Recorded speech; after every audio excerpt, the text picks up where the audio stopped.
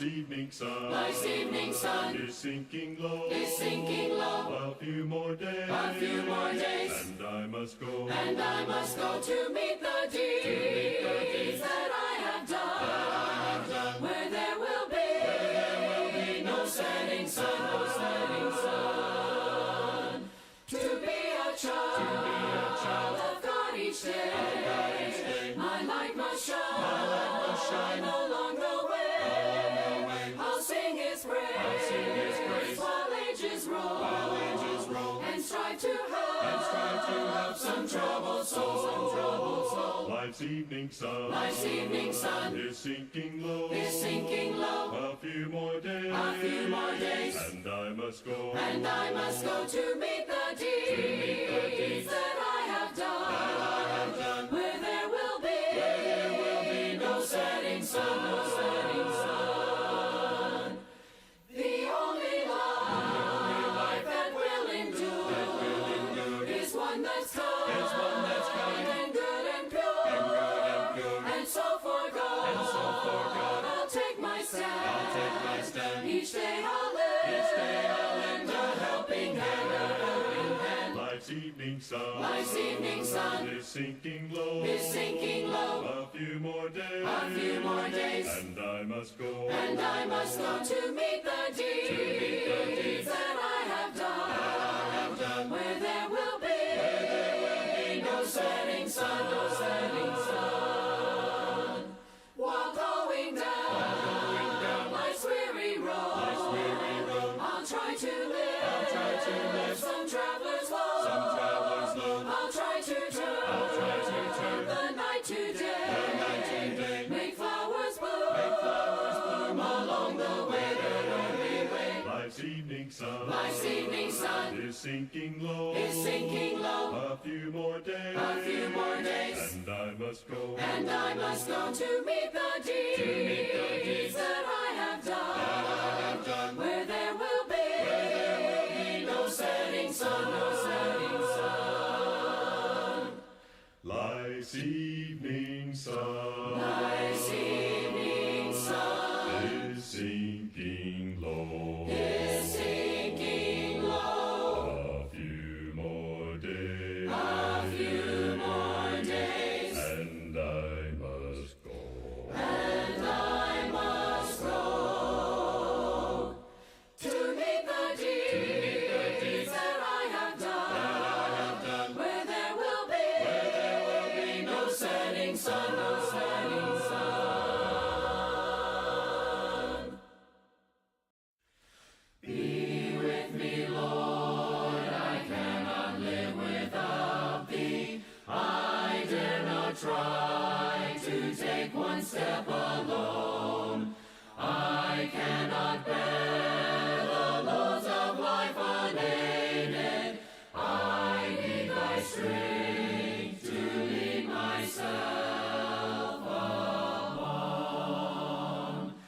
Be with me, Lord, and then if dangers threaten, if storms of trial burst above my head, if lashing seas leap everywhere about me, they cannot harm or make my heart afraid.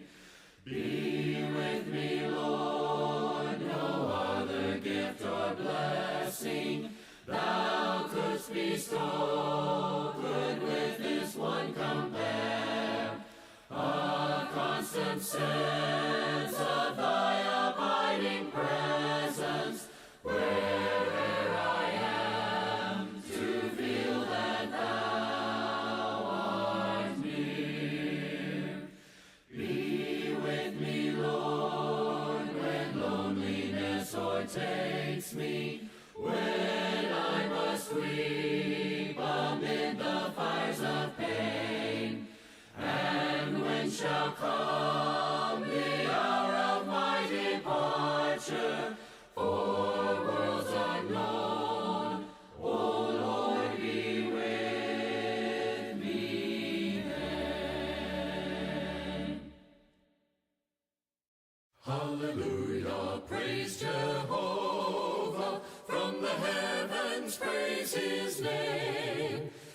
Praise Jehovah in the highest. All his angels praise proclaim. All his hosts together praise him. Sun and moon and stars on high. Praise him, O ye heaven of heavens, and ye floods above the sky. Let them praises give Jehovah, for his name alone is high. And his glory is exalted. And his glory is exalted. And his glory is exalted. For above the earth and sky. Let them. All right. Well, hope you've enjoyed the study on Ruth.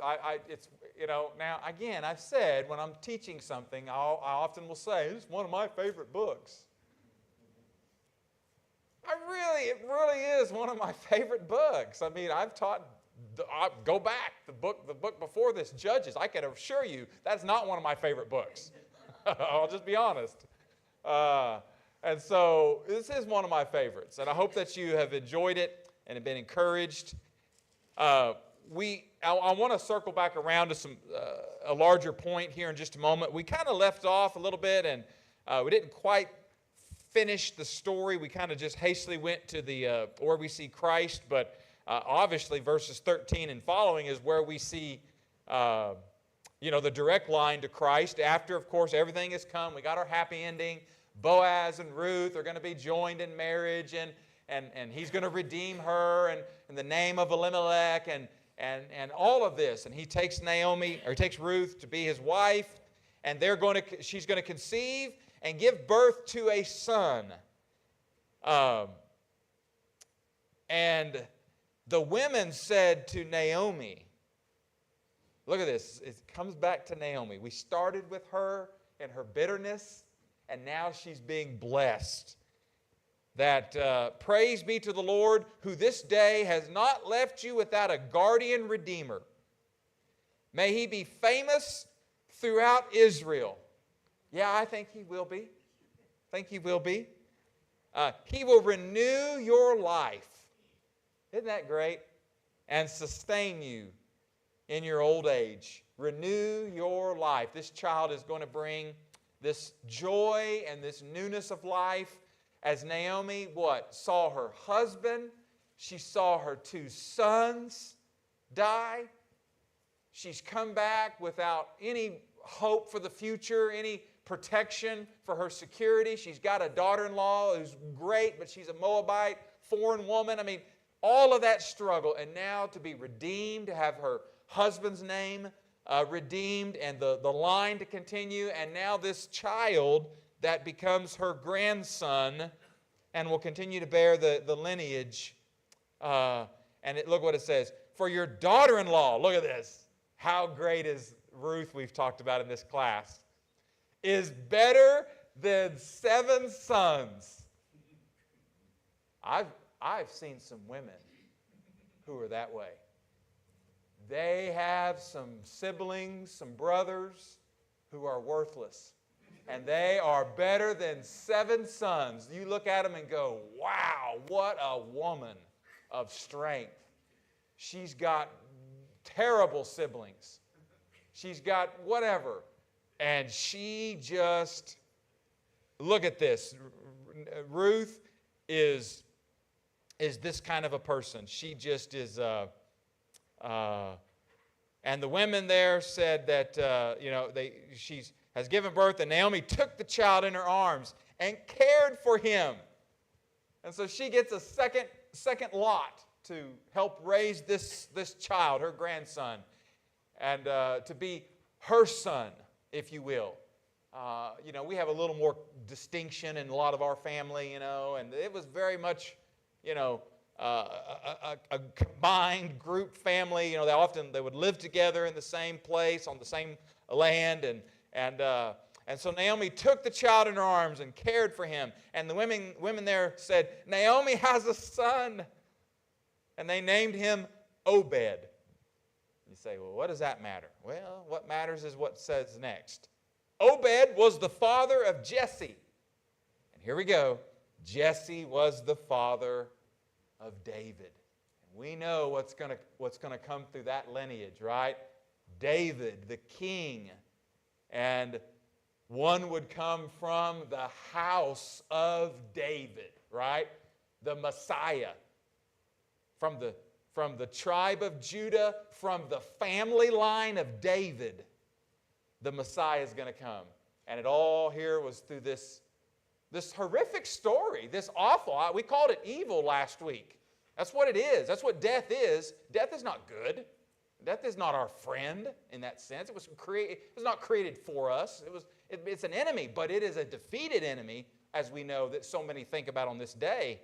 But it is not God. Was not God's intent, God's purpose and plan, and so therefore, and so Naomi has. But now look what God has done, and so we talked about that last week. How we see Christ in the book, and so any final comments on that? We kind of rushed that at the end last week to kind of put a cap on the proper story itself. Any thoughts on that, or comments, or questions, or just observations you think about? Again, we're going to sweep. Yeah, Kevin? Well, I got a preacher question. Okay. So is the son Elimelech's son or Boaz's son? Well, I mean, it'd be yes. Of course, he would be considered Boaz's son, but he is fulfilling the responsibility to continue the line of Elimelech. And that's why the closer relatives said what? I'm out on this. Because that's not going to be, it's going to be his. If he would have taken Ruth, he'd have had the same thing. He'd have had a son. It would have been his son, but it's connected to whose line? Elimelech's, which means the land goes to who? Elimelech's family. And so it doesn't go to Boaz. But yeah, he would be his father, of course. And but yeah, that's why the emphasis there on Elimelech and Naomi.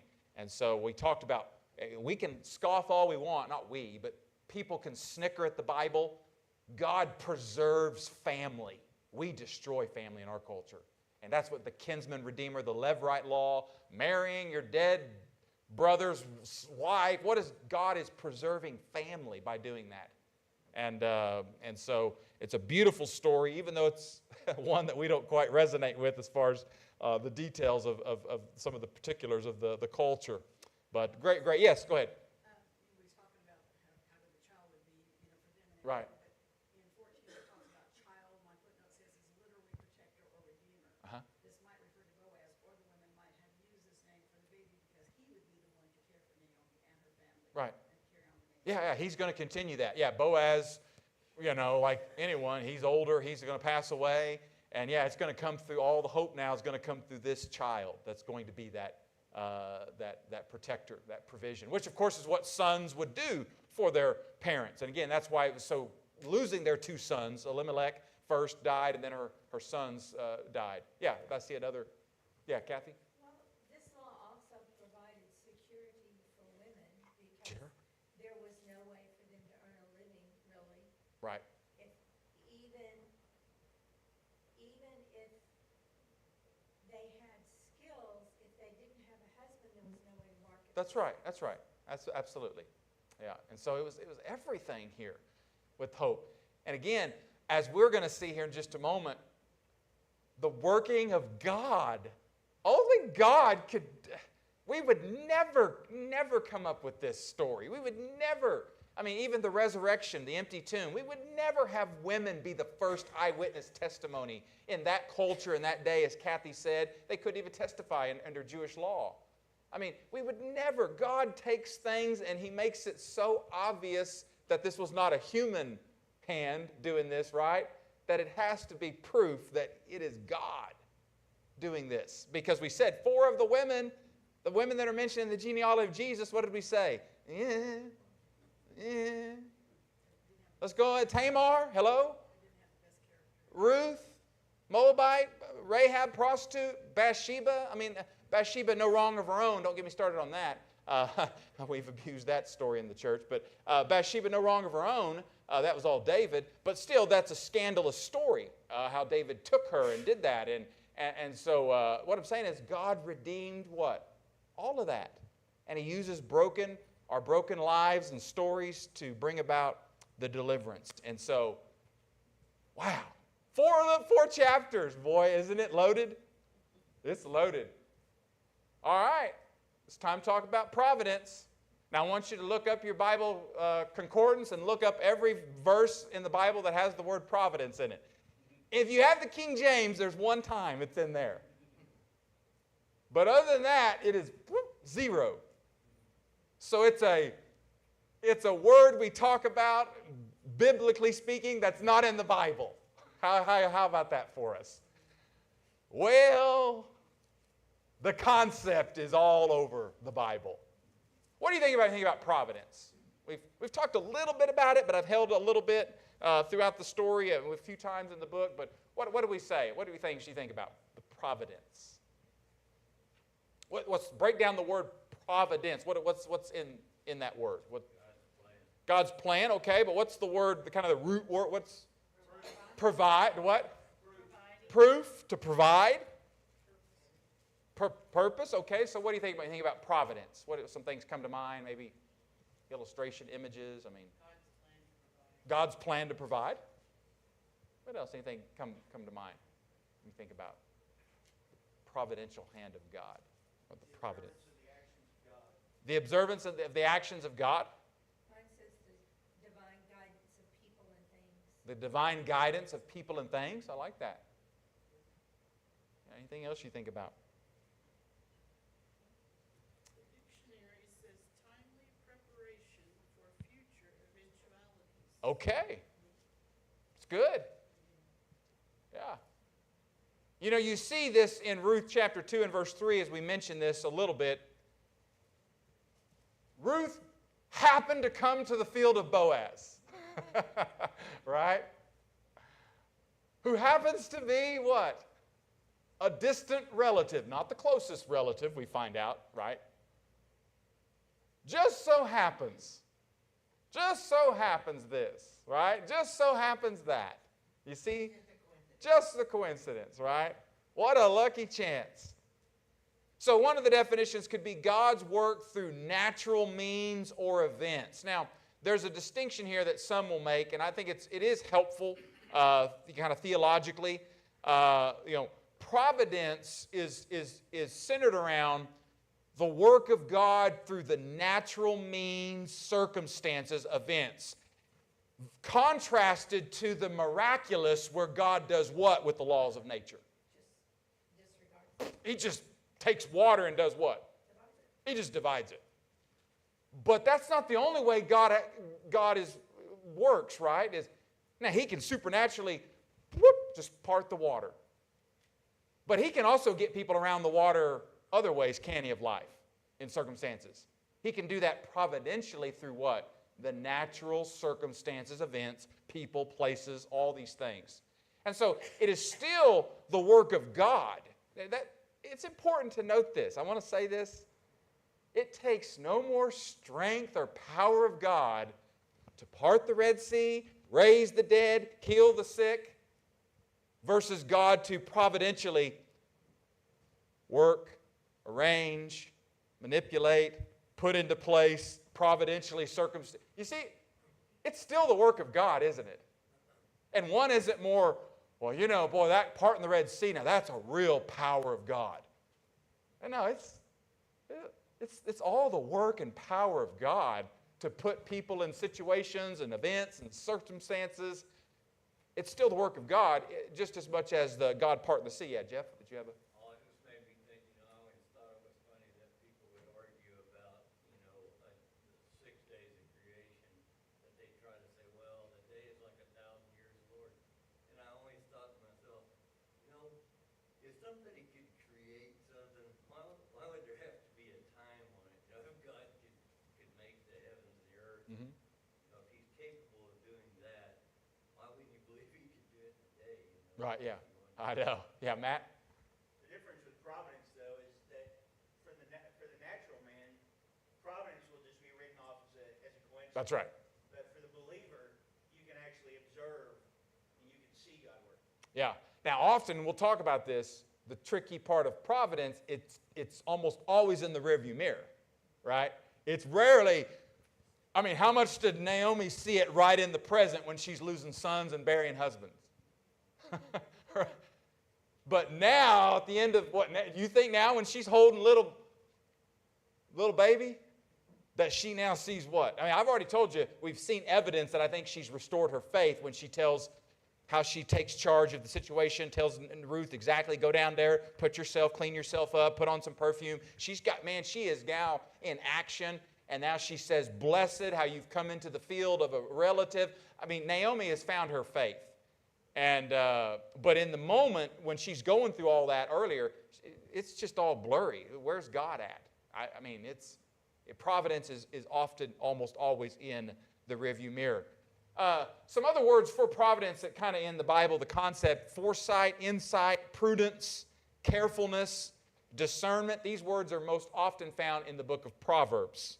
That you'll see that they're synonymous with wisdom. If you do this, this is likely probable to happen.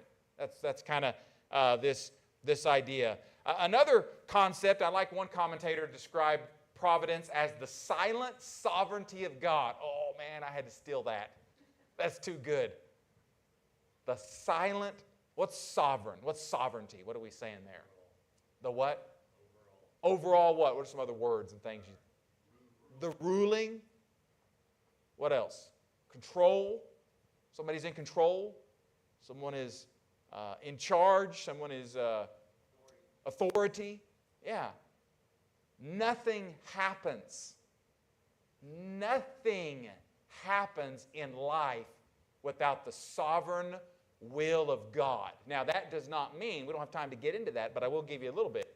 There's God's permissive will, which is what? God allows what? Things to happen. Does that mean He wants it or approves of it? Necessarily? That is, no. Because some of that allowing could be what? Evil. What does God allow? Does God allow Adam? Let's start with the beginning. Did God allow Adam and Eve to choose? Yeah. And as a result, there was always the possibility that they could choose what? Wrong. And God allowed that. God, His permissive will. But nothing happens without God. And there's also God's purposeful will, where God says, this is going to happen exactly because I'm going to, And so there is that. But it's the sovereign. God is in control. God is in charge. And now it doesn't mean everything specifically that happens has been done by God's hand per se. But it is important. You see this in some scriptures. We don't really have time, but you see these in some of these statements of Scripture where God's, providence or God's rule. Remember Nebuchadnezzar? God says, hey, what? I raise up what? Kings, and I do what to them? Hello? I destroy them. I raise them up, and then I what? You're out of here. Babylonians, Assyrians, Babylonians, Persians, Greeks, Romans, what did God do to all these empires? Just up, down, right? God can. He even used the Persian King Cyrus to issue a decree to let his people in captivity do what?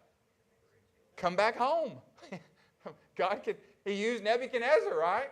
Matthew 10:29, a sparrow doesn't fall to the ground without the what? God knowing. That's just we talked about, how many sparrows there are, little birds? They're everywhere. And they're nothing special, right? Nothing special in that sense. But God observes what? He sees it. What's that mean? He's in charge. He's ruling. He's aware. Nothing happens. Nothing happens without God seeing and knowing. And so, of course, Romans 8:28, we talked about this Wednesday night. I don't want to rehash this on our class on Wednesday nights, but all things work together for good. It doesn't say that all things that happen are going to be good, but everything God can redeem for the believer. Yeah, Kathy? Oh, there's a quote from Robert E. Lee after the Civil War, and he says, we fail, but in the good providence of God, apparent failure often proves a blessing. Yeah. God works through bad stuff to bring about good, to bring about blessings, to bring about His plan and purposes. And you say, well, why didn't God just make everything happen, just peaches and wonderful without any thorns or bruises or scars? Well, that's not life. Number one, that also takes away a little thing we like to say, free choice. I don't know about you, but I like free choice. Do you like free choice? I sure do. Yeah. We were coming back watching the girls from Arkansas, and my free choice decided, since I was driving, it's time to stop at Dairy Queen. And that was my choice. And everybody in the car, right, Mom, was going to have to have Dairy Queen. What about Freddy? No, Freddy's. No. I'm getting a chocolate-dipped cone is what I'm going to get. It's my choice. I'm driving. And I love it. I love free choice. Don't take free choice away from me, right? So God, He can't violate that, our independent autonomy, right? And just make them do what they don't. No, He can't do that. He violate. And so, but God can say, all right, you want to do that? I'll do this. You want to go that way? We'll go that way. You want to go through some dark valleys and some difficult road? I'll go down that road. That's what God does. He redeems. He works. And so, anyway, so you have this in the Bible. Okay, so examples. Oh, it's kind of what I talked about. General is His permissive will, allows things to happen which He could prevent if He so choose to do so. And then special providence where God intervenes. Just boop, God directly intervenes. Without violating the natural laws. Is there no miracles in the book of Ruth, is there? Hello? Did we read about any? I don't remember reading any. There's no God superseding natural law, but God's doing what? He's working. He's putting people into place, moving people around, right time, just so happened. We just happen to show up. My goodness, it's a coincidence if I've ever seen one, all this, right? We're about to study next week the book of Esther. Start studying the book of Esther. And you better believe that's in that book as well, right? Remember Mordecai's line, how do you not know you haven't come to the kingdom for such a time as this? God is going to use you.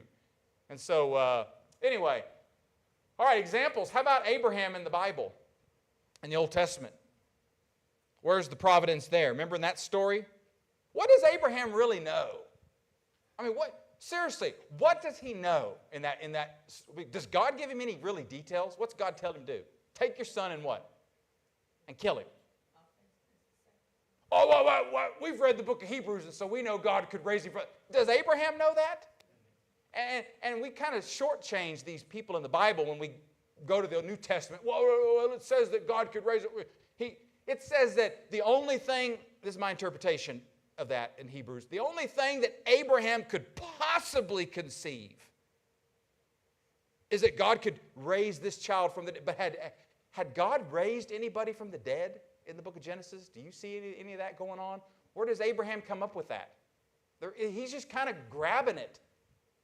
He's just kind of, the only thing Abraham could think was, maybe this God somehow I've come to believe could do something I've never seen him do before. Hello? Does that take faith? Well, he tells his servant that he and the boy will return. Yeah. It's incredible. It's incredible. And then what has happened in the story, remember what Isaac, his son, says? Where's the lamb? And he says what? God will provide. Oh, what a man of faith. Oh, it is an incredible account. Joseph and that story, right? All that Joseph went through. Enslaved. If you do the math, when he's sold into slavery and Potiphar, you're looking at about 20 to 25 years. Most historians put that account. 20 plus years Joseph was imprisoned. Where's God at? God, where are you, right? I mean, it's tough. But he gets to the end. Remember after his brothers come and we talked about that. And he's going to say, you meant it for evil. But he now sees God meant it for good. God was working. God was working. Nehemiah, that story in Nehemiah, that passage there, I love it. The people do this, God will do this. If they do this, it doesn't matter. God's going to do this. That's the providence of God. He is going to work. And Psalm 37 as well speaks of that. And then Proverbs 3, 5, and 6, you know that one. Trust in the Lord with all your heart. Lean not on your own understanding. He will guide you. What are we saying when we ask for God's guidance? I grew up in church hearing this. Had no idea what we were talking about. First of all, guide, guard, and direct us, right? Hello? All right. What a prayer, right? I remember I said that, and I had no idea what it really meant. What am I saying? God would guide us. God would direct us. God would move us in a direction, in a way. And we have to see that. We have to have faith to see that. And so these are just some scriptures here. I guess one of the best examples is in Philemon. Let me see here. We got enough time. Turn over to Philemon. See, Robert, I thought we were doing Ruth. No, we're doing Philemon now. Let's put your finger here and turn over to Philemon. Now, right, Hebrews, Philemon. So it's just one little, short little letter.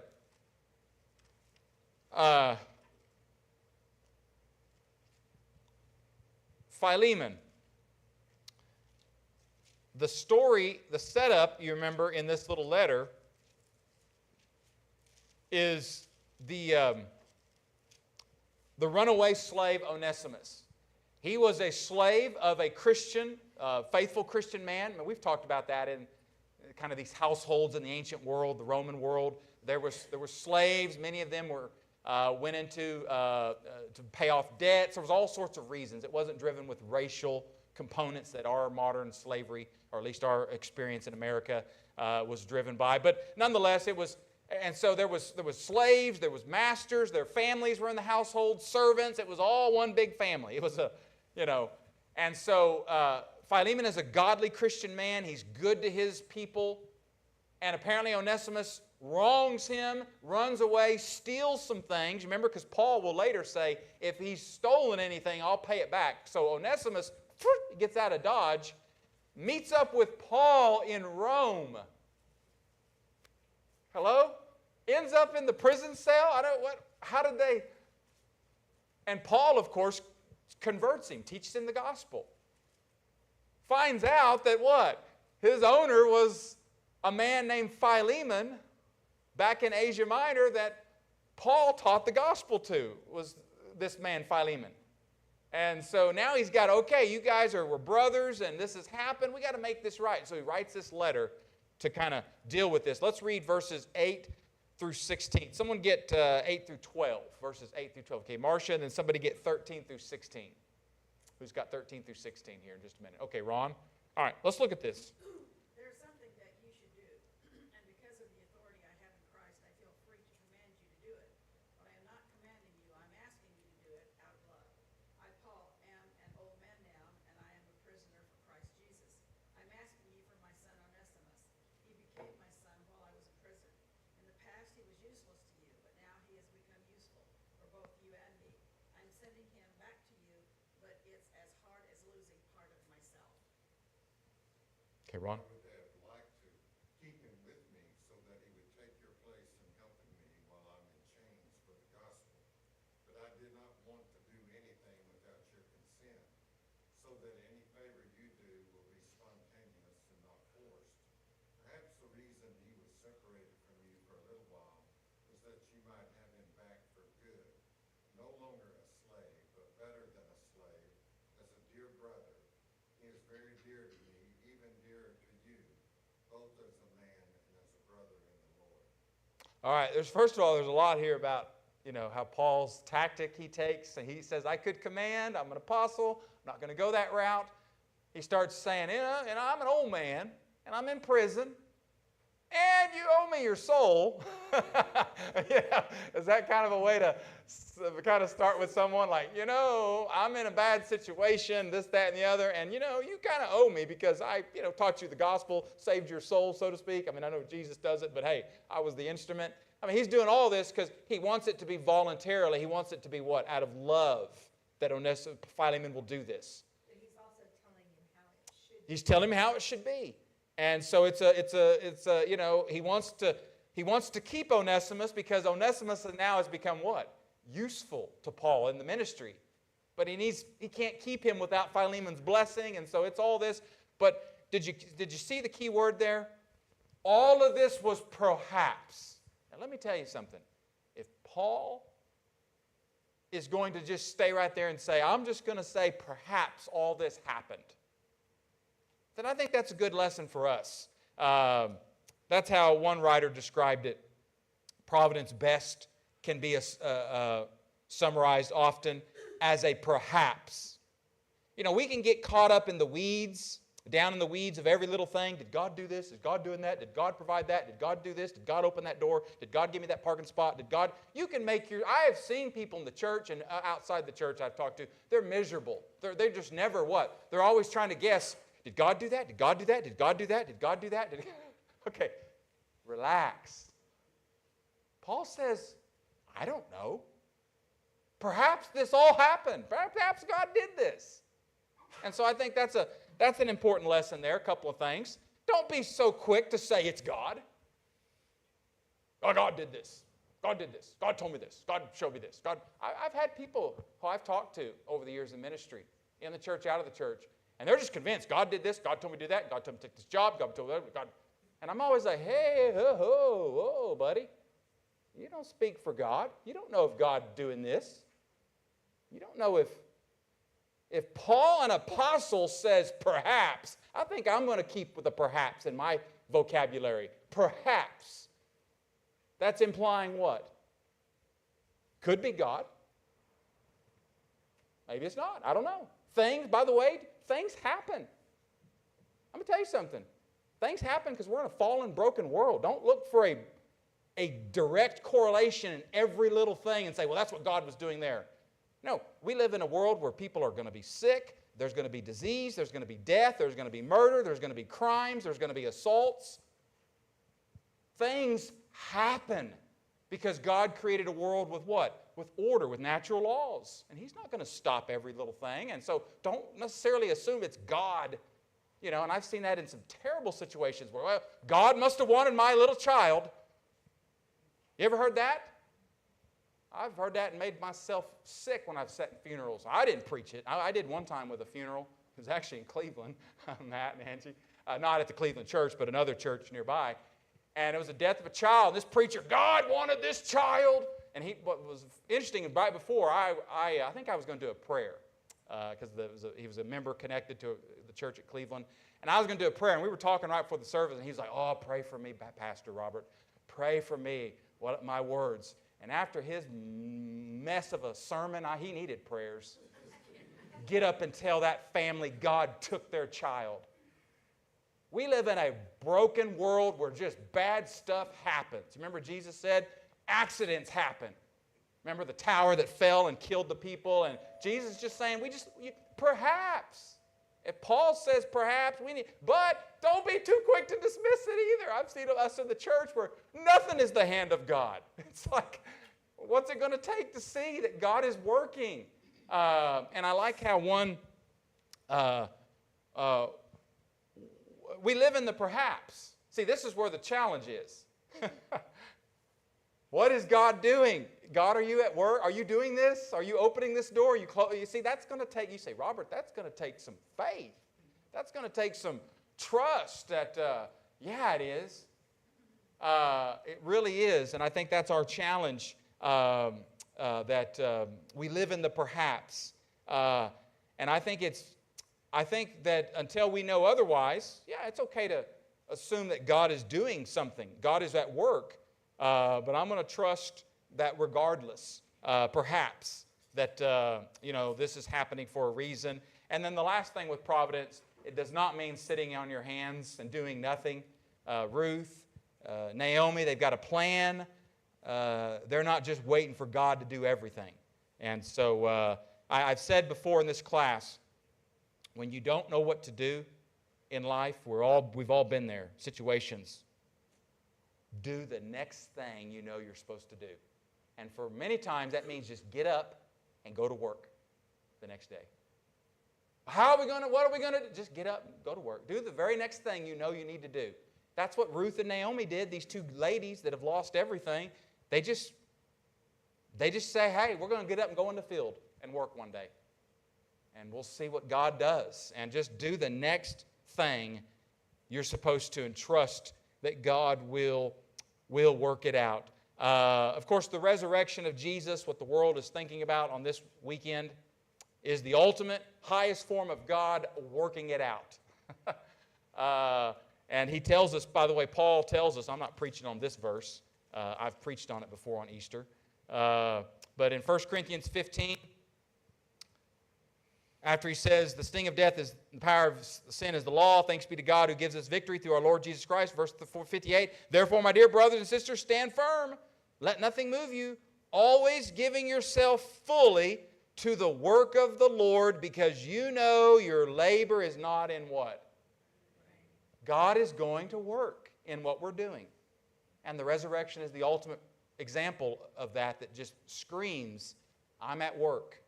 Just trust me. Keep doing what you need to be doing. Even when you don't see me or understand where I'm at, or even if I'm in this, just keep being faithful.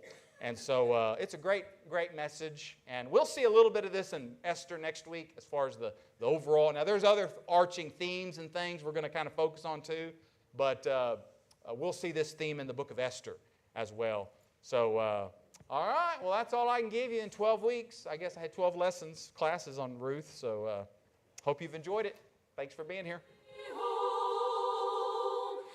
In temptations